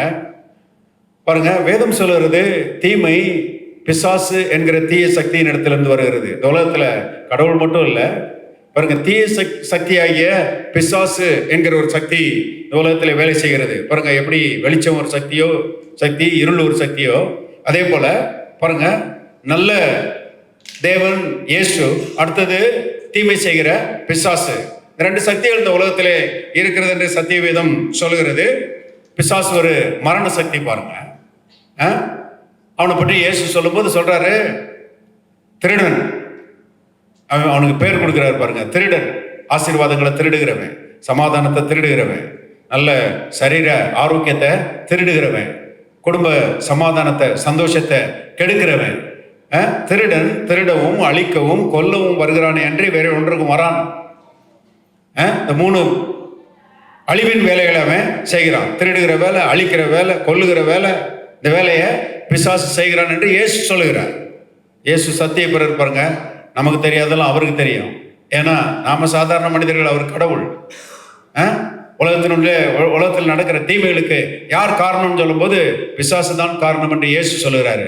ஆனா தன்னை பற்றி அவர் சொல்லும்போது அவர் சொல்லுகிறாரு, நானோ திருடன் அல்ல, கொல்லுகிறவன் அல்ல, அழிக்கிறவன் அல்ல, நானோ மனுஷருக்கு வாழ்வு கொடுக்கவும் அந்த வாழ்வு பரிபூர்ணப்படவும் வந்தேன். பாருங்க, இயேசு பாருங்க மனிதர்களை பரிபூர்ணமாய் வாழ வைக்கிறவர். இன்னைக்கு எல்லாரும் நல்லா இருக்கணும்னு விரும்புறோம் இல்லையா? யாராவது கெட்டு போகணும்னு விரும்புவாங்களா? எல்லாரும் நல்லா இருக்கணும்னு என்ன செய்யறாங்க? விரும்புகிறாங்க. பாருங்க, எல்லாரையும் நன்றாய் இருக்கும்படி ஆசீர்வதிக்கிறவர் இயேசுன்னு தெரிஞ்சுக்கிட்டா பாருங்க நல்லா இருக்கலாம் அந்த உலகத்துல, தீமைகளுக்கு தப்பலாம். ஆகவே அருமையானவர்களே, இயேசு பாருங்க நல்லவராக இருக்கிறார், அன்புடன் நிறைந்தவராக இருக்கிறார், இரக்கமுள்ளவராக இருக்கிறார், கிருபை நிறைந்தவராக இருக்கிறார். அவர் மனிதர்களுக்கு செய்கிற பிரதானமான ஒரு நன்மை என்னன்னா, மனிதனுடைய பாவங்களை இலவசமாய் மன்னிக்கிறார். இன்னைக்கு மனுஷனுக்கு நிறைய தேவைகள் இருக்கிறது. அதுல பிரதானமான தேவை என்ன தெரியுமா? பாவ மன்னிப்பு. ஏன்னா மனுஷன் பாருங்க, இந்த ஆதாமின் வித்துக்கு பிறந்ததுனால பாவத்துல பிறந்திருக்கிறான். மனுஷனை பற்றி பாருங்க வேதத்தில் எழுதப்பட்டிருக்கிறது, என் தாய் என்னை பாவத்தில் கற்பம் தரித்தால் நான் துர்க்குணத்தில் உருவானேன். அதாவது ஒரு கணவனும் ஒரு மனைவியும் சேர்ந்து ஒரு குழந்தையை பெற்றெடுப்பது தப்பு கிடையாது, அது பாவம் கிடையாது. ஆனா மனுஷன் பிறக்கும் போதே பாவத்திலே பிறகுறான். ஏன்னா முதல் மனிதனாய் ஆதாம் பாவம் செய்து பரிசுத்தவானா இருந்தவன் பாவியாக மாறிவிட்டான். அவனுடைய வித்துக்கு பிறந்த மனுக்குலம் எல்லாருமே பாவத்துல தான் பிறகுறாங்க. மனுஷன் பாவம் செய்யறதுனால பாவியா மாறுறது இல்ல, மனுஷன் பாவத்துல பிறக்கிறதுனால பாவம் செய்கிறான் என்று சத்தியவேதம் சொல்லுகிறது. கவனிங்க, அப்ப எல்லாருக்கும் ஒரு தேவை இருக்குது. என்ன தேவைன்னா பாவ மன்னிப்பு என்கிற ஒரு தேவை இருக்கிறது. ஆண்டவராய் இயேசு இலவசமாய் பாவங்களை மன்னிக்கிறார். இன்னைக்கு பாவம் மன்னிக்கப்பட வேண்டும் என்று ஆசைப்பட்டுதான் மக்கள் பல்வேறு திசைகளில் ஓடுறாங்க. நீங்க கூட பார்த்துருப்பீங்க, பக்தி காலங்கள் வந்துச்சுன்னா மக்கள் பாருங்க கடவுளை தேடி போறாங்க, புண்ணிய ஸ்தலங்களை தேடி போறாங்க இல்லையா? சிலர்லாம் பாருங்க வெறுங்காலில் நடக்கிறாங்க, தார் ரோடு கொதிக்குது, ஆனா அதுல வெறுங்காலில் நடந்து போறாங்க, நடக்க முடியல, பொத்து வடியுது. ஆனாலும் கடவுளை போய் எப்படியாவது அடைஞ்சிடணும், கடவுள் கொடுக்குற பாவ மன்னிப்பை வாங்கிட்டு வந்துடணும் அப்படின்னு சொல்லி அவ்வளவு பிரயாசம் எடுக்கிறாங்க. ஆனா பிரச்சனை என்னன்னா, எந்த விதத்திலையும் பாருங்க மனுஷன் பாவ மன்னிப்பை பெற்றுக்கொள்ள முடியாது. பைபிள்ல போட்டிருக்கு, ரத்தம் சிந்ததில் இல்லாமல் பாவ மன்னிப்பு உண்டாகாது. யாருடைய ரத்தம் சிந்தப்பட வேண்டும்? பாருங்க, பரிசுத்த ரத்தம் சிந்தப்பட வேண்டும். பரிசுத்த ரத்தம் சிந்தினாதான் பாவம் மன்னிக்கப்படும் இல்லையா? பாவ ரத்தம் சிந்தினதுனால பாவ ரத்தம் மன்னிக்கப்படாது. ஆகவே ஆட்டு ரத்தமோ கோழி ரத்தமோ மனுஷ ரத்தமோ மனுஷனுடைய பாவங்களை கழுவாது, மன்னிக்காது. ஆகவேதான் இறைவன் இயேசுங்கிற பேரிலே பரிசுத்த தேவகுமாரனாக இந்த உலகத்திலே கல்வாரி சிலுவையிலே அடிக்கப்பட்டு தம்முடைய பரிசுத்த ரத்தத்தை எல்லாம் சிந்தினார் என்று சத்தியவேதம் சொல்லுகிறது. இதை போல ஒரு பெரிய நற்செய்தியை நீங்க வேற எங்கேயும் கேட்க முடியாது. பாருங்க, இயேசு தம்முடைய விலையேறப்பட்ட ரத்தத்தை சிந்தினபடினாலே அவருடைய ரத்தத்தை விசுவாசிக்கிற எல்லா மனுஷருடைய எல்லா பாவங்களும் மன்னிக்கப்படுகிறது. மனுஷன் இயேசுவின் ரத்தத்தினாலே பாவங்களார கழுவப்பட்டு பரிசுத்தவானாக நீதிமானாக மாறுகிறான் என்று சத்தியவேதம் சொல்லுகிறது. ஆகவே இயேசு இலவசமாய் பாவங்களை மன்னிக்கிறார். அவர் இந்த உலகத்துல இருந்த போது பாருங்க, ஒரு முறை ஒரு விபச்சாரத்துல கைமையுமாய் பிடிக்கப்பட்ட ஒரு பெண்ணை கொண்டு வந்தாங்க. பெண்ணை இழுத்துட்டு வர்றாங்க மதவாதிகள். இழுத்துட்டு இயேசு முன்னால அவளை தள்ளி விட்டுட்டு இயேசுகிட்ட சொல்றாங்க, இப்படிப்பட்ட குற்றம் செய்தவளை கல்லெறிந்து கொள்ள வேண்டும் என்று நம்முடைய மத சட்டம் சொல்லுகிறதே, நீர் என்ன சொல்லுகிறீர் அப்படின்னு சொல்லி இயேசுகிட்ட கேட்குறாங்க. பாருங்க, இயேசு அந்த யூத மதத்தில் தான் பிறந்தவர். ஆனா இப்ப அவரை கார்னர் பண்ற மாதிரி கேட்கிறாங்க, நெருக்கிற மாதிரி கேட்கிறாங்க. நம்முடைய மத சட்டம் சொல்லுகிறது இப்படிப்பட்ட பாவத்தை செய்தவளை கல்லெறிந்து கொள்ள வேண்டும் என்று சொல்லுகிறது, நீர் என்ன சொல்லுகிறீர் அப்படின்னு சொன்ன மாத்திரத்தில் இயேசு பாருங்க அவங்கள பார்த்து சொல்றாரு, உங்களில் பாவம் இல்லாதவன் முதலாவது கல்லை மேல் எரிய கடவன் அப்படின்னு சொல்லிட்டு குனிஞ்சி தரையில் எழுதினார்னு போட்டிருக்குது பைபிள்ல. யோவான் சுவிசேஷம் 8ஆம் அதிகாரத்தில் அதை நாம் வாசிக்கிறோம்.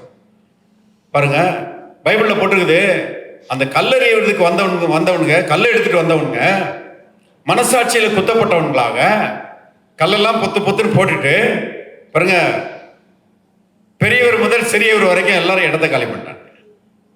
யாரும் அந்த பெண்ணை கல்லெறியல. பாருங்க, இயேசு நிமிர்ந்து பார்க்குறாரு, அந்த பெண் மட்டும் நின்றுட்டு இருக்கிறா, கல்லெறியும்படி வந்தவனுங்க ஒருத்தனையும் காணும். இப்போ இயேசு கேட்குறாரு, ஸ்திரியே, ஒருவனும் உன்னை ஆக்கினைக்குள்ளாக தீர்க்கவில்லையா, ஒருவனும் உன்னை கல்லெறியவில்லையா அப்படின்னு சொல்லி கேட்ட மாத்திரத்தில் இல்லை ஆண்டவரே அப்படின்னு சொல்றான். ஆனால் அவளுக்கு ஒரு சந்தேகம் என்னன்னா, அவனுங்கெல்லாம் பாவம் எப்போ ஒரு காட்டி பாவம் செஞ்சிருக்கிறானுங்க, ஆகவே மனசாட்சியில குத்தப்பட்டு நம்மளும் பாவம் செஞ்சிருக்கிறோமே என்கிற அந்த உணர்வு நிமித்தமாக பாருங்க கல்லறி வந்தவனுங்க கல்லை போட்டு போயிட்டானுங்க. ஆனா இயேசு பாவம் அறியாதவர், பாவம் செய்யாதவர். அவருக்கு அவளை கல்லறிவதற்கு உரிமை இருக்கிறது. அவ யோசிச்சிருப்பா, ஒருவேளை இவர் நம்மளை எரிஞ்சிருவாரோ, கல்லெறிஞ்சிருவாரோ, கொன்றுவாரோ அப்படின்னு சொல்லி யோசிக்கும் போது இயேசு சொல்லுகிறாரு, நானும் உன்னை ஆக்கினைக்குள்ளாக தீர்க்கிறது இல்லை, நீ சமாதானத்தோட போ, இனி பாவம் செய்யாதே அப்படின்னு சொல்லி பாருங்க அனுப்பி வைக்கிறாரு. அதாவது பாவத்தை மன்னிச்சு பாவத்திலிருந்து அவளை விடுதலையாக்கி பாவம் செய்யாதிருக்கக்கூடிய பலனையும் அவளுக்கு கொடுத்து அனுப்புகிறார். அவர் தான் இயேசு, நல்ல தேவன் பாருங்க. ஆகவே அருமையானவர்களே, இந்த இயேசு பாருங்க இலவசமாய் பாவங்களை மன்னிக்கிறார். உங்க வாழ்க்கையில கூட கடந்த காலத்தில் நீங்க செய்த தவறுகள் நிமித்தமாக மன உறுத்தல் குற்ற உணர்வுல நீங்க வாழ்ந்து கொண்டிருக்கலாம். எத்தனையோ பிரயாசம் எடுத்திருக்கிறேன் ஐயா, பல முயற்சிகளை பண்ணியிருக்கிறேன், ஆனா எதுவும் எனக்கு பாவ மன்னிப்பு நிச்சயத்தை கொடுக்கல, என் பாவங்கள் மன்னிக்கப்பட்டிருக்கிறதுங்கிற நிச்சயம் எனக்கு இல்லை என்று சொல்வீர்களானால் இந்த மாலை வேளை உங்களுடைய ரட்சிப்பின் வேலை. பாருங்க, இயேசுவே என் உள்ளத்துக்குள்ளே வாரம், நீர் என்ன ஆண்டவர் பாவங்களை மன்னின்னு சொல்லி சின்ன பிள்ளை அப்பாட்ட கேட்குற மாதிரி கேட்டு பாருங்க. நீங்க இந்த கூட்டத்துக்கு வந்திருக்கும் போது குற்ற உணர்வோட வந்திருக்கலாம். நான் நீங்க திரும்பி போகும்போது பாருங்க, குற்ற உணர்விலிருந்து விடுதலையாக்கப்பட்டவர்களாக, பாவம் மன்னிக்கப்பட்டவர்களாக சந்தோஷத்தோடு நீங்க வீட்டுக்கு திரும்பி போகலாம். இயேசு இன்றைக்கு நம்ம மத்தியில் இருக்கிறாரு. பாருங்க, இலவசமாய் பாவங்களை மன்னிக்கிறார். இன்னொரு சம்பவம் சொல்லப்பட்டிருக்கிறது. பாருங்க, ஒரு தகப்பனுக்கு 2 குமாரர் இருந்தாங்களாம், 2 பிள்ளைகள். அதில் இளையவன் அப்பா கிட்ட அப்பா எனக்கு சேர வேண்டிய சொத்தை எனக்கு பிரித்து தந்துருங்க அப்படின்னு சொல்லி கேட்குறான். பொதுவாக அப்படி கேட்க மாட்டாங்களாம் அவங்க சமுதாயத்தில். அப்பா செத்த பிறகுதான் அப்பாவுடைய சொத்தை பங்கு போடுவாங்களாம். ஆனால் அந்த சின்ன பையன் பாருங்க கேட்குறான், என் ஆஸ்தியில் எனக்கு சேர வேண்டிய பங்கு எனக்கு தாரும் சொல்லி கேட்குறான். அப்பா பார்த்தாரு, ரொம்ப அடம் பிடிக்கிறான்னு சொல்லிட்டு பிரித்து கொடுத்துட்டாரு. பாருங்க, அவன் அந்த சொத்தையெல்லாம் சேர்த்துக்கிட்டு பைபிளில் போட்டிருக்குது, லூக்கா 15ஆம் அதிகாரத்தில், தூர தேசத்துக்கு போய் துன்மார்க்கமாய் ஜீவனம் பண்ணி ஆஸ்தியெல்லாம் அழித்து போட்டான் என்று எழுதப்பட்டிருக்கிறது. பாருங்க, அவ்வளவு சொத்தையும் துன்மார்க்கமாய் ஜீவனம் பண்ணி வேசிகளிடத்துல ஆஸ்தி எல்லாவற்றையும் அழிச்சு போட்டான். பாருங்க, எல்லாவற்றையும் செலவழித்து தீர்ந்த பிறகு பைபிள்ல போட்டிருக்கு, அந்த தேசத்துல கொடிய பஞ்சம் உண்டாயிற்று. பஞ்சம் வந்த மாத்திரத்துல இப்ப பாருங்க சாப்பாட்டுக்கு வழி இல்லை. பெரிய செல்வந்தனுடைய மகன், சாப்பாட்டுக்கு வழி இல்லை. அங்க ஒருத்தன் இருந்தான் பாருங்க, ஒரு குடியானவன்.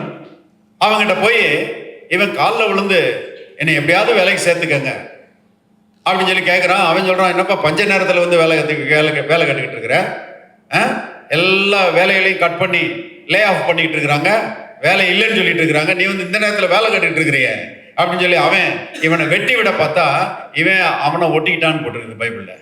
ஐயா சாமி நீங்க எனக்கு வேலை கொடுக்கலன்னா நான் செத்தே போயிடுவேன் அப்படின்னு சொல்லி காலில் விழுந்திருப்பான்னு நினைக்கிறேன் நான். கடைசியில் அவன் பார்த்தான், அப்பா வேற பெரிய வேலைலாம் அங்கே ஒன்றும் இல்லை, பன்றி மேய்க்கிற வேலை இருக்குது. அவன் நீ போய் என்ன செய்ய, பன்றி மேய்ன்னு சொல்லி பன்றி மேய்க்க அனுப்பி வச்சுட்டான். சரி, பன்றி மேய்க்கும் போதாவது வயிறு நிறைய சாப்பிட முடிஞ்சான்னு கேட்டா அதுவும் இல்லை. பைபிள்ல போட்டிருக்குது, பன்றிகள் தின்கிற தவிட்டினாலே தன் வயிற்றை நிரப்ப ஆசையா இருந்தான், ஒருவனும் அதை அவனுக்கு கொடுக்கவில்லை. பன்றிக்கு தவிடு கொடுக்குறாங்க, இவனுக்கு தவிடு கூட கிடைக்க மாட்டேங்குது. எவ்வளவு கேவலமான நிலைமை பாருங்க. அப்பாவை விட்டு பிரிஞ்சு போன மனுஷனுடைய நிலைமை ரொம்ப பரிதாபமா இருக்கிற காட்சியை நான் பார்க்கிறோம். இது எதை காண்பிக்கிறதுனா, கடவுளை விட்டு பாவத்து நிமித்தமாக பிரிந்த மனுக்குலம் இன்னைக்கு இந்த மாதிரி தான் என்ன செய்கிறது, கஷ்டப்படுகிறது.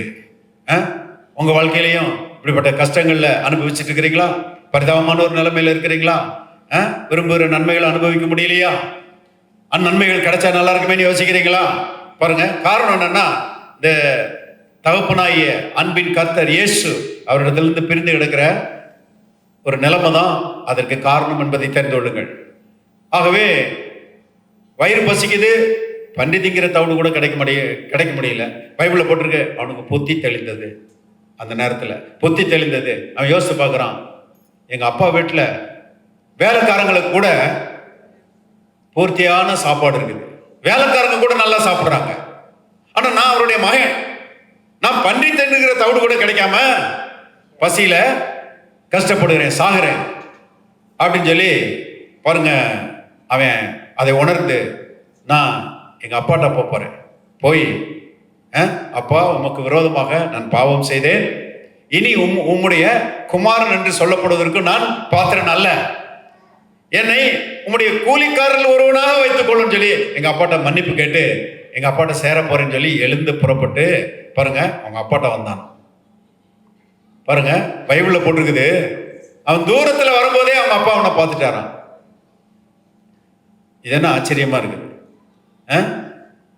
நான் நினைக்கிறேன், வழி மேல வெளி வச்சு பாருங்க பார்த்துக்கிட்டே இருந்திருக்கிறாரு அந்த ஆளு, வருவானா வருவானா அப்படின்னு சொல்லி. ஏன்னா அந்த அப்பாவுடைய உள்ளம் ஒரு அன்பின் உள்ளம். அது மட்டும் இல்ல, இவன் போகும்போது பாருங்க ராஜகுமாரன் மாதிரி போறான், ஆனா திரும்பி வரும்போது கந்த கோலத்துல வரான், பன்றி குடிசையில இருந்து எழுப்பி வர்றான். யாருக்கும் அடையாளம் தெரியல, நான் அப்பாவுக்கு அடையாளம் தெரியும். இதான் ஆச்சரியம் பாருங்க. இந்த மாலை வேளையில் நான் சொல்லுகிறேன், நீங்க யாரா இருந்தாலும் சரி, நீங்க யாருன்றது அவருக்கு தெரியும், எங்களுக்கு தெரியாம இருக்கலாம், அவருக்கு தெரியும். சர்வத்தையும் படைத்த தேவன், உங்களை படைத்த தேவன் பாருங்க, உங்களை இந்த உலகத்தில் கொண்டு வந்தவர், நீங்க நல்லா இருக்கணும்னு விரும்புகிறவர், உங்களுடைய பாவங்கள் மன்னிக்கப்பட வேண்டும், நீங்க ஆசீர்வதிக்கப்பட வேண்டும், இம்மையிலும் மறுமையிலும் நீங்க நல்லா இருக்கணும்னு சொல்லி விரும்புகிற கர்த்தர், அவருடைய பெயர் இயேசு. ஆகவே அடையாளம் கண்டுபிடிச்சு பாருங்க, இந்த ஆளு வயசான ஆளு அவனை எதிர்நோக்கி ஓடி அவனை கட்டி கொண்டு அவனை முத்தமிட்டார் என்று எழுதப்பட்டிருக்கிறது. அவனை தன்னோடு சேர்த்து கொண்டார். பொதுவா மனுஷர்கள் அப்படி செய்ய மாட்டாங்க இல்லையா? ஒருவேளை சேர்த்துக்கிறதா இருந்தா கூட 4 கேள்வி கேட்காம விட மாட்டாங்க. இதுக்கு தானே நான் போகக்கூடாதுன்னு சொன்னேன். இந்த மாதிரி போய் இந்த மாதிரி அசிங்கப்பட்டு ஒன்றும் இல்லாத நிலைமைக்கு போய் மேலே திரும்பி வந்திருக்கிறையே, தேவையா? அப்படி ஒரு 4 வார்த்தையாவது கேட்டுருவாங்க இல்லையா? சிலரே இப்படியே சொல்லுவாங்க, அவன் வரட்டு 4 கேள்வி கேட்கிறேன் அவனை அப்படின்னு சொல்லுவாங்க இல்லையா? ஆனா இந்த அப்பாவுடைய அன்பு அது மகா பெரியது பாருங்க. அவன் செய்த எந்த குற்றத்தையும் ஏன் இப்படி செய்தன்னு கேட்கவே இல்லை, தாராளமா மன்னிக்கிறார், மன்னிச்சு அவனை சேர்த்து கொள்ளுகிறார். சேர்த்து கொண்டது மட்டுமல்ல, வேதம் சொல்லுகிறது பாருங்க, அவனுக்கு நல்ல உயர்ந்த வஸ்திரத்தை கொண்டு வந்து போட்டாங்க. அந்த கிழிஞ்ச வஸ்திரத்தெல்லாம் கழட்டி எரிஞ்சிட்டு அவனை குளிக்க வச்சு அவனுக்கு பாருங்க உயர்ந்த வஸ்திரத்தை மாட்டி விட்டு, அவன் கைக்கு மோதிரத்தை மாட்டி விட்டு பாருங்க, அவன் காலுக்கு பாதரட்சைய நல்ல ஷூவெல்லாம் மாட்டி விட்டு, கொளுத்த கண்டு அடிச்சு பாருங்க பிரியாணி செய்து விருந்து போட்டு கொண்டாடினாங்களாம். அவன் எதிர்பார்த்ததுக்கும் அதிகமான நன்மைகள் அவனுக்கு கிடைத்தது. அவனுடைய பாவங்கள் மன்னிக்கப்பட்டது மட்டுமல்ல, அவன் வாழ்வடைந்தான். அந்த அப்பா வேற யாரும் கிடையாது, அன்பின் கர்த்தராகிய இயேசு கிறிஸ்து தான். பாருங்க, அவர் வந்து பாவத்தை மன்னிக்கிறது மட்டும் இல்ல, மனுஷன் எதிர்பார்ப்பதற்கும் அதிகமான நன்மைகளை தந்து ஆசீர்வதிக்கிற கர்த்தராய் இருக்கிறார். செல்வம் சாட்சி சொன்னார் இல்லையா? பாருங்க, வந்தாரு, சர்ச்சுக்கு வந்தாரு, ஏதோ ஒரு விடுதலை கிடைச்சிச்சுன்னு நினைச்சாரு. ஆனா இந்த அளவுக்கு உயரும்னு நினைச்சதே கிடையாது. அவர் நினைப்பதை பார்க்கலாம். பாருங்க, உயர்ந்த ஒரு ஸ்தானத்தை, ஆசீர்வாதம் நிறைந்த ஒரு வாழ்க்கைய அவருக்கு கர்த்தர் தந்திருக்கிறாரு. இந்த இயேசு நேற்றும் என்றும் என்று மாறாதவர்.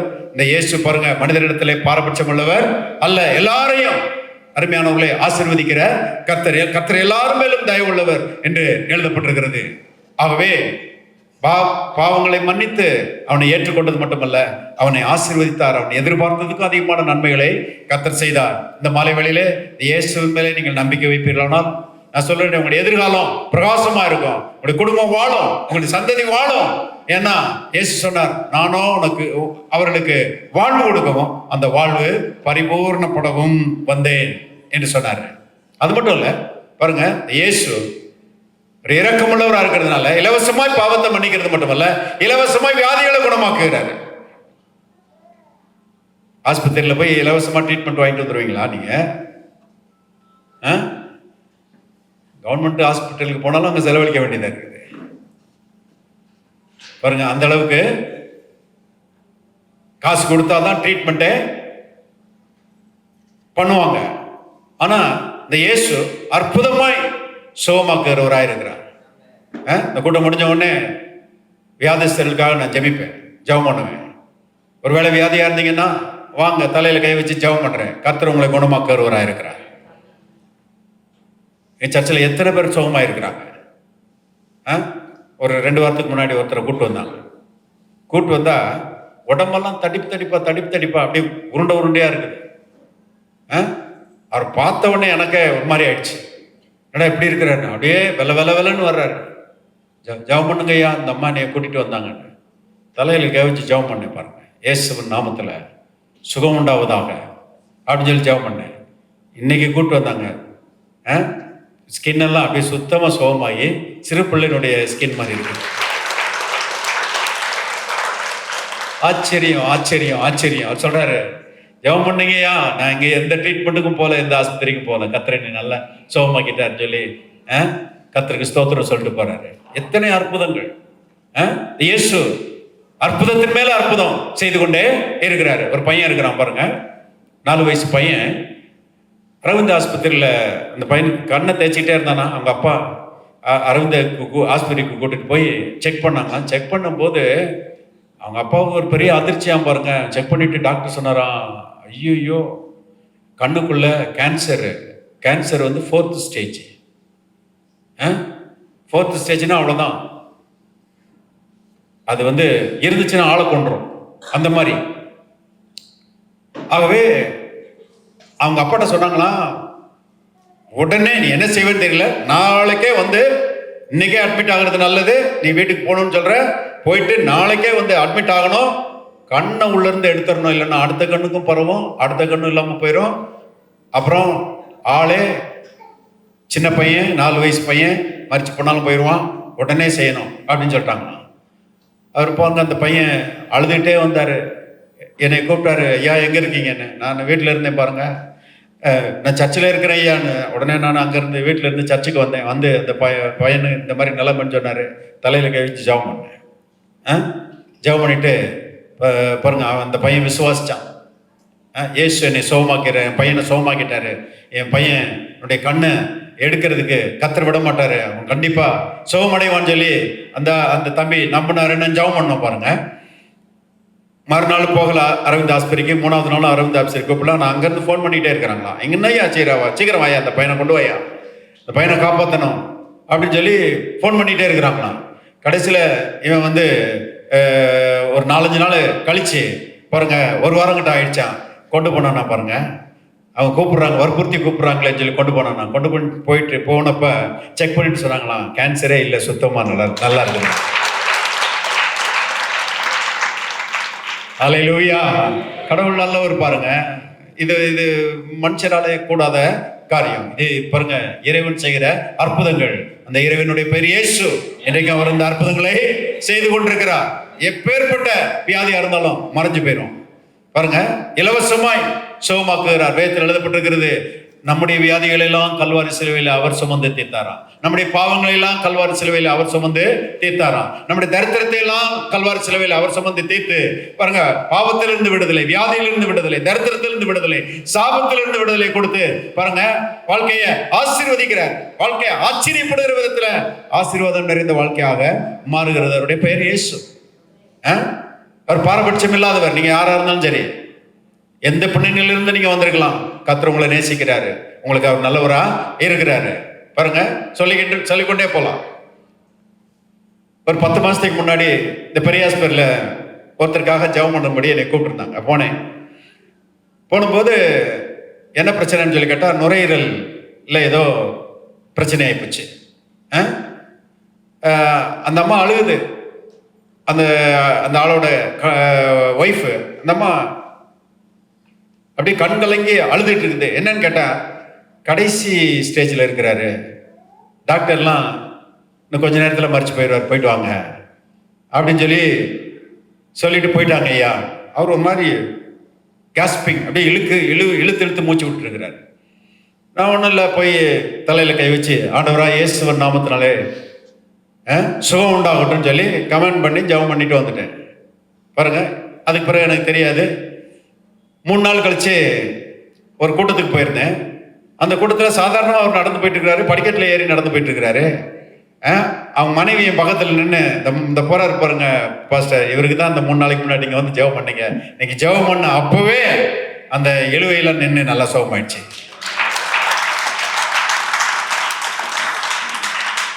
பாருங்க, சுகம் கொடுக்கறது நான் கிடையாது, நான் ஒரு கருவி. ஆனா என் மூலமா கடவுள் என்ன செய்றாரு? சுகம் கொடுக்கிறாரு. அந்த இயேசு சுகமாக்குற இயேசு இன்றைக்கும் மாறாதவராய் இருக்கிறார். ஆகவே வியாதிகளை இலவசமாய் குணமாக்குறார். அது மட்டுமல்ல, 3வதாக கடைசியாக பாருங்க, பண தேவைகளை அவர் சந்திக்கிறவராய் இருக்கிறார். செல்வம் சொன்னார் இல்லையா, 10 ரூபாய் சம்பாத்தியத்துல நான் இருந்தேன், அவ்வளவு ஏழையா இருந்தேன். இன்னைக்கு அவர் 10 ரூபாய்க்கு ஓனர் கிடையாது, கோடிகளுக்கு ஓனர். எப்படி வந்துச்சுன்னு சொன்னா, இயேசு பாருங்க ஆசீர்வதித்தபடினால இவ்வளவு பெரிய பெருக்கம் வந்திருக்கிறது. இயேசு பாருங்க பண தேவைகளை சந்திக்கிறாரு.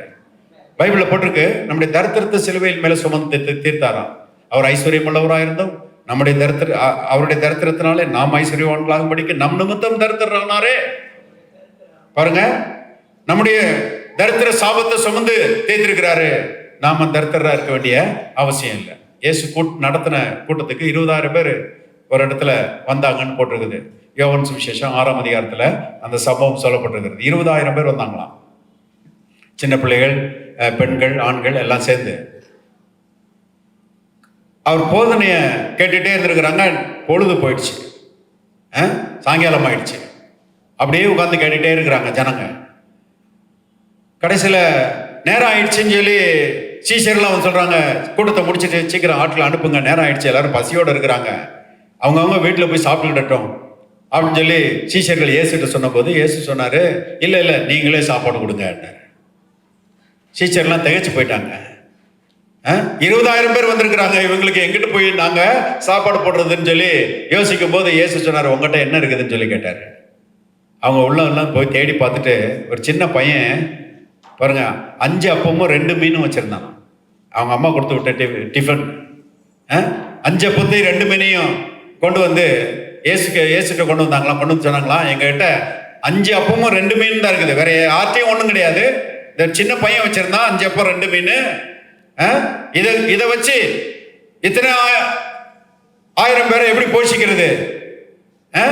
இந்த 5 அப்பம் 2 மீன் இத்தனை பேருக்கு ஏமாத்திரம் அப்படின்னு சொல்லி கேட்குறாங்க. இயேசு அதை என்கிட்ட கொடுங்கன்னு சொன்னாரு.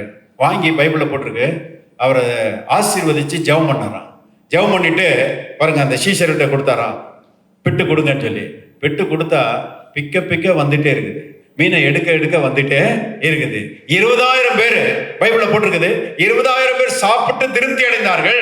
மீதியான தொடுக்கைகளை 12 கோடி நிறைய எடுத்தார்கள். என்ன ஆச்சரியம்! Super natural provision. இயற்கைக்கு அப்பாற்பட்ட ரீதியில தேவன் தேவைகளை சந்திக்கிறவராய் இருக்கிறார். இந்த உலகத்திலையும் வாழ வைக்கிறவர். இந்த உலக வாழ்க்கை முடிஞ்ச பிறகு சொர்க்க ராஜ்யம் என்கிற பாருங்க அந்த பரலோகத்துக்கும் அவர் வழியாக இருக்கிறார். இயேசு சொன்னார், நானே வழியும் சத்தியமும் ஜீவனுமாக இருக்கிறேன், என்னால் அன்றி ஒருவரும் பரலோகத்துக்கு வரமாட்டான் அப்படின்னு சொன்னார். ஆகவே பரலோகம் வரைக்கும் நம்மை கொண்டு போய் இம்மையிலும் மறுமையிலும் வாழ வைக்கிற இயேசு நல்லவராக இருக்கிறாரு, இரக்கமுள்ளவராக இருக்கிறாரு, அன்புள்ளவராக இருக்கிறாரு, பாவத்தை மன்னிக்கிறவராக இருக்கிறார், வியாதிகளை குணமாக்குறவராக இருக்கிறாரு, தரித்திரத்தை போக்குகிறவராக இருக்கிறாரு. இன்னைக்கு அவருடைய ஆசீர்வாதத்தை பெற்றுக்கொள்வதற்கு என்னையா செய்யணும்? ஒன்றும் செய்ய வேண்டாம். பாருங்க, உள்ளத்தை திறந்து இயேசுவின் உள்ளத்துக்குள்ளே வாரும். நீரன் ஆண்டவர். சின்ன பிள்ளை அப்பாட்ட கேட்குற மாதிரி, எனக்கு பாவ மன்னிப்பை தாரும், எனக்கு சுகத்தை தாரும், எனக்கு நல்ல நம்பிக்கையை தாரும், எனக்கு தைரியத்தை தாரும், பயத்தை என்னை விட்டு அகற்றி போடும், எனக்கு நல்வாழ்வை தாரும் சொல்லி நம்ம கேட்கும்போது பாருங்க, பைபிளில் போட்டிருக்க கேளுங்கள் அப்பொழுது உங்களுக்கு கொடுக்கப்படும். இயேசு உங்களுடைய வாழ்க்கைக்குள்ள வந்து உங்களுடைய வாழ்க்கையை மலர செய்வார், ஆசீர்வதிப்பார். உங்களுடைய நல்ல எதிர்காலம் உண்டாயிருக்கும். நன்மையும் கிருபையும் உங்களுடைய வாழ்க்கையை தொடரும்.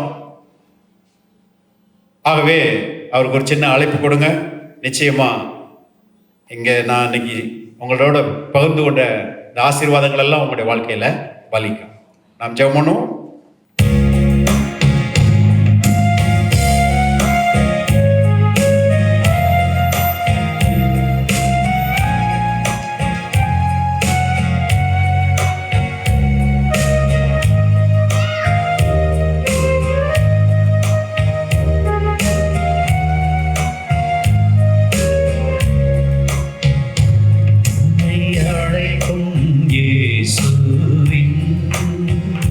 சத்தத்தை கேளாயோ, உன்னை தேடி வரும் இயேசுவை உள்ளத்தில் ஏற்றுக்கொள்ளாயோ.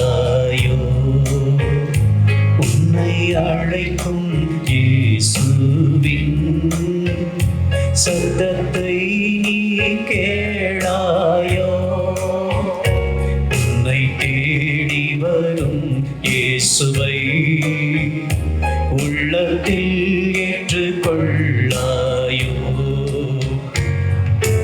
உன் பாவ பாரமெல்லாம் தன் தோளில் சுமந்தாரே, உன் பாவ பாரமெல்லாம் தன் தோளில் சுமந்தாரே.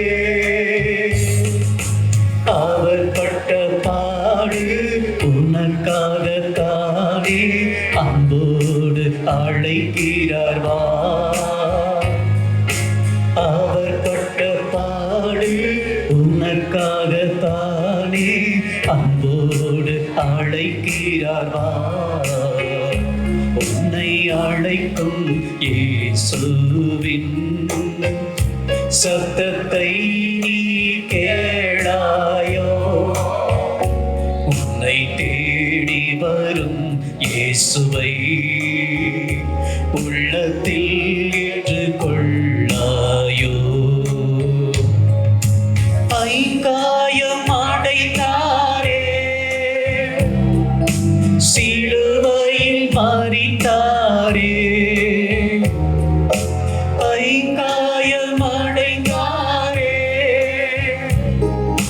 சிலுவையில் மரித்தாரே. அவர் பட்ட பாடு உனக்காக தானே உள்ளம் கலங்காதே வா. அவர் பட்ட பாடு உனக்காக தானே உள்ளம் கலங்காதே வா. உன்னை அழைக்கும் இயேசுவின் சத்தத்தை நீ கேளாயோ, உன்னை தேடி வரும் இயேசுவை உள்ளத்தில் ஏற்றுக்கொள்ளாயோ. உன்னை அழைக்கும் இயேசுவின்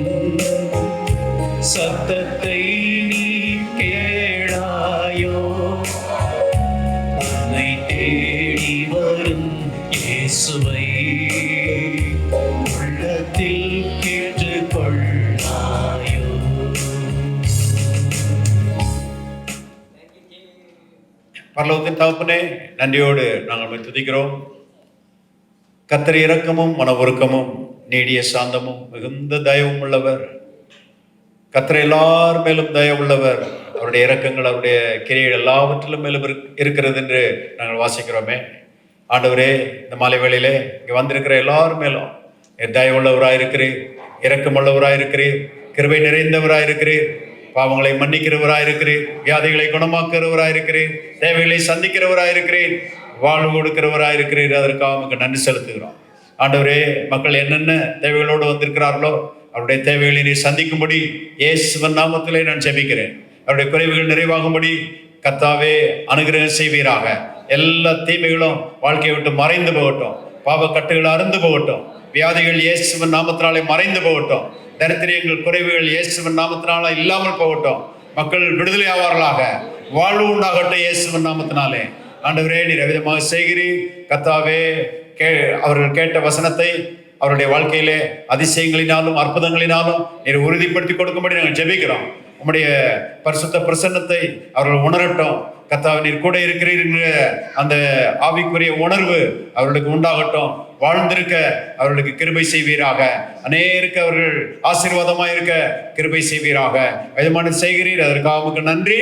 இயேசுவின் நாமத்தில் பிதாவே, ஆமென்.